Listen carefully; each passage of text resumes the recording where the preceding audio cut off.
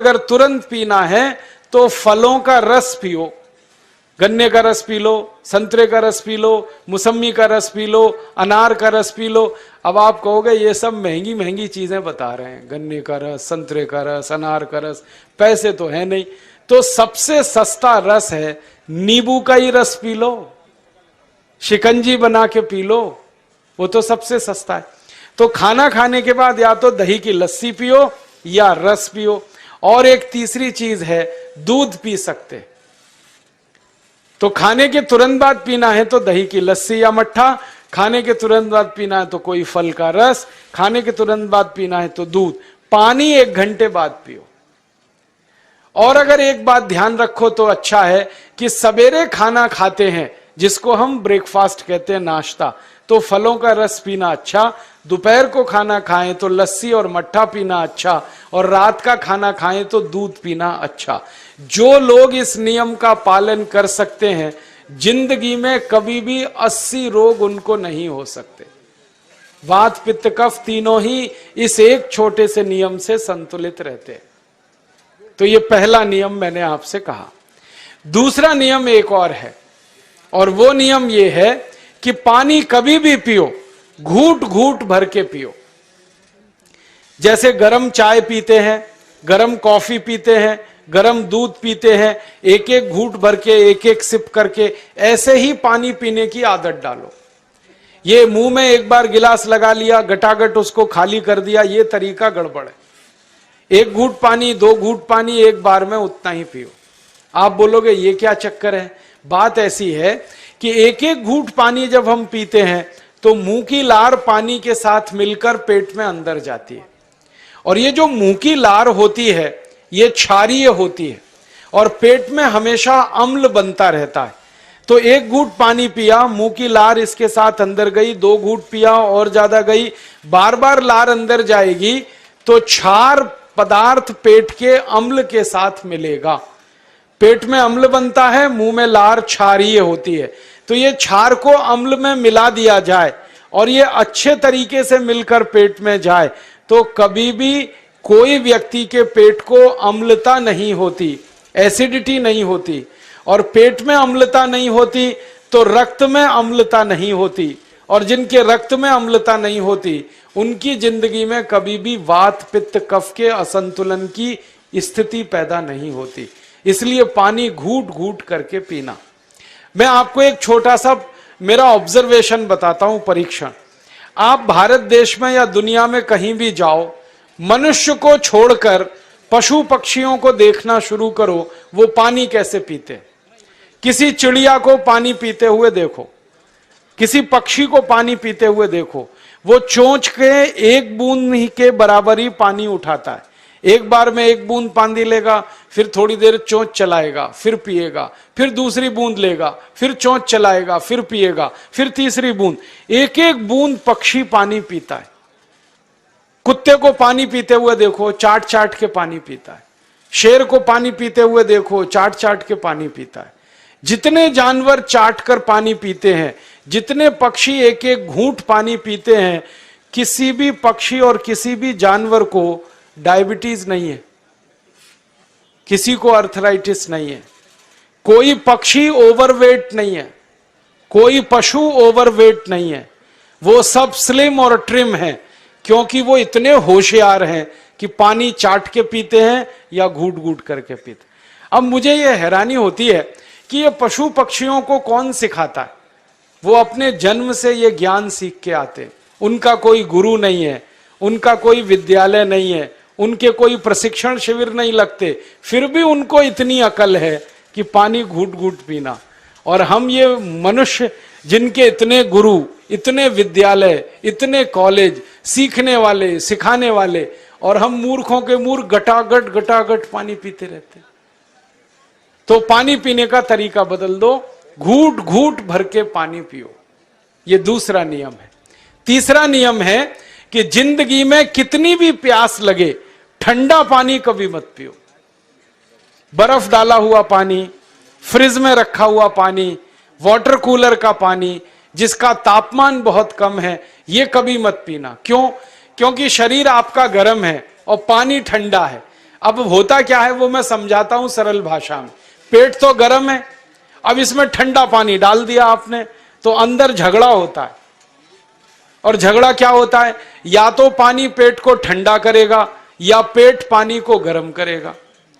अगर पानी ने पेट को ठंडा कर दिया तो पेट के ठंडा होते ही हृदय ठंडा होता है, हृदय के ठंडा होते ही मस्तिष्क ठंडा होता है, मस्तिष्क के ठंडा होते ही आदमी ठंडा होता है, और आदमी ठंडा होते ही राम नाम सत्य होती है।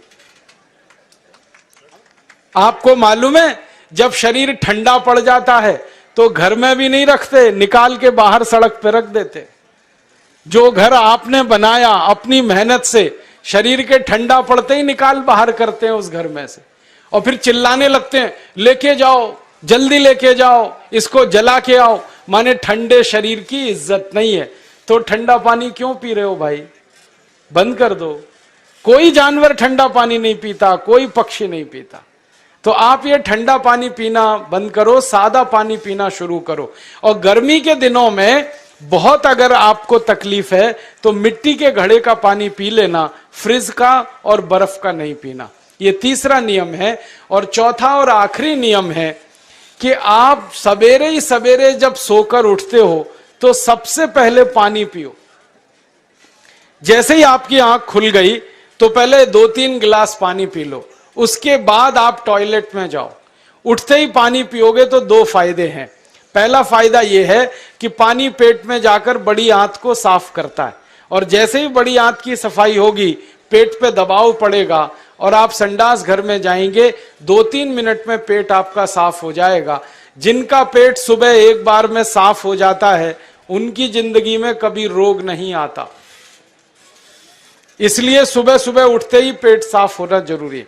और उठते ही पानी पियोगे तो मुंह की जो लार है वो पानी के साथ मिलकर अंदर जाएगी। सुबह पेट में एसिड की मात्रा ज्यादा होती है, इसलिए लार का पेट में जाना बहुत जरूरी है। इसलिए सुबह उठते ही पानी पीना बहुत जरूरी है। ये 4 नियम हैं आयुर्वेद के। पहला नियम, खाना खाने के 1 घंटे बाद पानी पीना। दूसरा नियम, पानी को हमेशा घूट घूट भर के पीना। तीसरा नियम, कभी भी जिंदगी में ठंडा पानी नहीं पीना। और चौथा और आखिरी नियम, सवेरे उठते ही सबसे पहले पानी पीना। 4 नियमों का पालन जो भी अपने जीवन में कर सकता है वो वात पित्त कफ तीनों को संतुलित रख सकता है। और जिसका वात पित्त कफ संतुलित है उसके जीवन में बीमारी नहीं आती है। और जो बीमार नहीं पड़ते हैं वो स्वस्थ और तंदुरुस्त और सुखी रहते हैं। उनकी जिंदगी का खर्चा कम होता है और देश का भी बहुत सारा पैसा बचता है। आपको शायद मालूम है या नहीं, 1 साल में हम जब बीमार पड़ जाते हैं भारतवासी तो साल का करीब 6 लाख करोड़ रुपया हमारा खर्च हो जाता है उन बीमारियों का इलाज करने में। इसलिए इतना पैसा फालतू में हम खर्च करें हर साल 6 लाख करोड़, ये बहुत बड़ी रकम है। इससे बेहतर यह है कि हम बीमार ही नहीं पड़ें और स्वस्थ रहें, सुखी रहें। और ये 6 लाख करोड़ का जो खर्चा हम करते हैं बीमार पड़ने पर, अक्सर ये एलोपैथी की दवाएं खाने में खर्च होता है। और जो एलोपैथी की दवाएं हम खा रहे हैं जैसे paracetamol, Baralgan, Butazone, oxyphenbutazone, aspirin, Disprin, Novalgin, ये सब ऐसी खराब दवाएं हैं जो दुनिया के देशों में 20 साल पहले बंद हो चुकी हैं, भारत में धड़ल्ले से बिक रही हैं और हमको बीमारियों से ज्यादा गंभीर बीमारियों में फंसा रही। ज्यादातर दवाएं जो आप खाते हो वो किडनी खराब कर देती हैं, लीवर खराब कर देती हैं, आंतों में घाव कर देती हैं, विकलांगता आ जाती है, पैरालिसिस हो जाता है, ब्रेन हेमरेज हो जाता है, हार्ट अटैक आ जाता है। दुनिया में लगभग इस समय 84,000 दवाएं बिकती हैं और आपको सुनकर हैरानी होगी उनमें से मात्र 117 दवाएं हैं जो काम की हैं, बाकी सब बेकार की दवाएं हैं। उन बेकार की दवाओं को खाकर हम 6 लाख करोड़ खर्च करते हैं। ये बहुत दुख और अफसोस की बात है।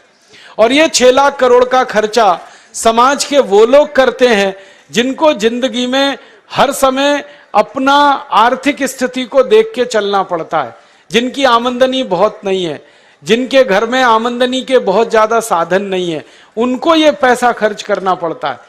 तो कई बार क्या होता है, किसी का घर बिक जाता है, किसी का खेत बिक जाता है, किसी के घर के गहने गिरवी रख जाते हैं, किसी को कर्ज लेना पड़ जाता है, किसी को कर्ज लेकर दोबारा कर्ज लेना पड़ जाता है। मैंने इस हिंदुस्तान में पिछले 15 साल के प्रवास में देखा कि गांव-गांव के गरीब किसान कर्ज ले लेकर ये महंगी दवाएं खाकर इलाज करते हैं, डॉक्टरों को पैसा देते हैं, दवा कंपनियों को देते हैं, और वो पैसा फिर इस देश में से दूसरे देश में चला जाता है, क्योंकि अक्सर ये दवाएं बनाने वाली कंपनियां विदेशी होती हैं। तो हम 6 लाख करोड़ खर्च करें अपने खून पसीने की कमाई का, उससे अच्छा ये है बीमार ही ना पड़े, दवा खाने की जरूरत ही ना पड़े, तो हम सुखी रहें, स्वस्थ रहें। तो योग प्राणायाम करें, 4 नियमों का जीवन में पालन करें।